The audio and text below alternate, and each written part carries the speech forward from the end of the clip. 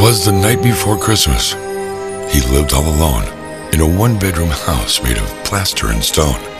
I had come down the chimney with presents to give and to see just who in this home did live. As I looked all about, a strange sight I did see. No tinsel, no presents, not even a tree.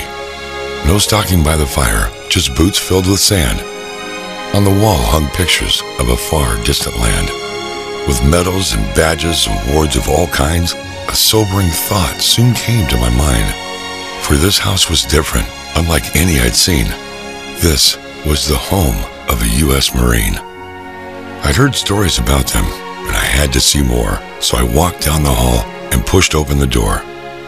And there he lay sleeping, silent, alone, curled up on the floor in his one-bedroom home. He seemed so gentle, his face so serene. Not how I pictured a U.S. Marine. Was this the hero of whom I'd just read, curled up in his poncho, a floor for his bed? His head was clean-shaven, his weathered face tan.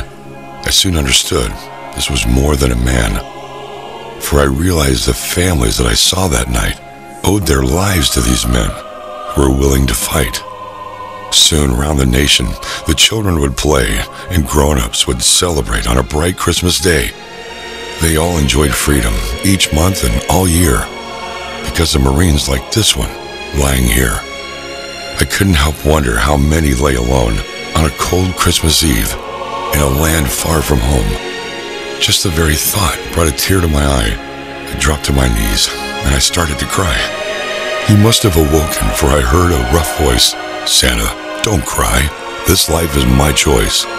I fight for freedom. I don't ask for more. My life is my God, my country, my Corps." With that, he rolled over and drifted off into sleep. I couldn't control it. I continued to weep. I watched him for hours, so silent and still. I noticed he shivered from a cold night's chill. So I took off my jacket, the one made of red, and covered this Marine from his toes to his head. Then I put on his t-shirt of scarlet and gold, with an eagle, globe, and anchor emblazoned so bold. And although it barely fit me, I began to swell with pride. For one shining moment, I was Marine Corps deep inside. I didn't want to leave him, so quiet in the night, this guardian of honor, so willing to fight.